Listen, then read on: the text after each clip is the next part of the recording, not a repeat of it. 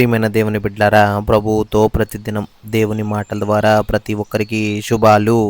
ఈరోజు పరిశుద్ధ లేఖన భాగం నుంచి 1 యోహాను 4వ అధ్యాయము 8వ వచనం.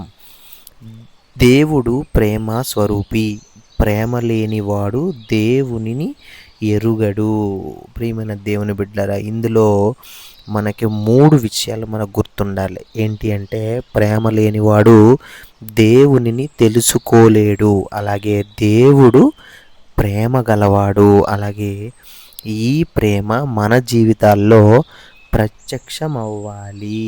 అలాగే దేవుని ప్రేమ మనం ఎప్పుడూ కూడా ఎలా తెలుసుకుంటాము అంటే, ప్రార్థన చేయడం మాత్రమే కాదు, ఇతరులకు ఆయన ఇచ్చిన ప్రేమని పంచడం ద్వారా కూడా దేవుని ప్రేమని మనం తెలుసుకుంటాం. అలాగే ప్రియమైన దేవుని బిడ్డలారా, ప్రేమ లేనివాడు దేవునిని తెలుసుకోలేడు.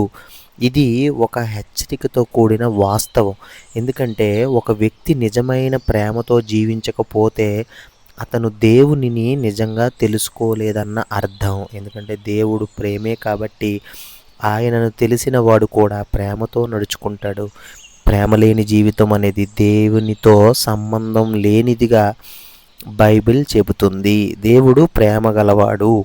ఇది ప్రేమ అనేది దేవుని లక్షణం కాదు, ప్రేమ దేవుని అసలు స్వభావం. యాక్చువల్లీ దేవుడు ప్రేమను చూపిస్తాడు కాదు, ఆయనే ప్రేమ.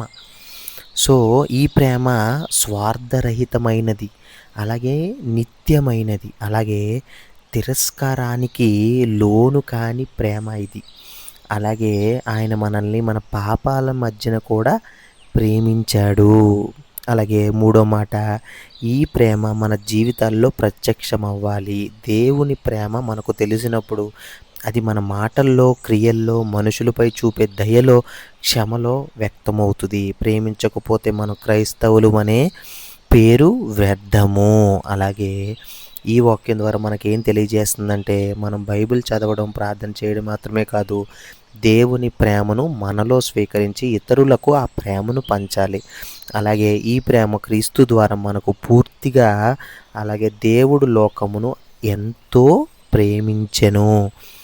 చిన్న ప్రార్థన చేసుకుందాం. ప్రేమగల తండ్రి దేవా, నీవే ప్రేమని నీ వాక్యం ద్వారా తెలుసుకున్నాను తండ్రి.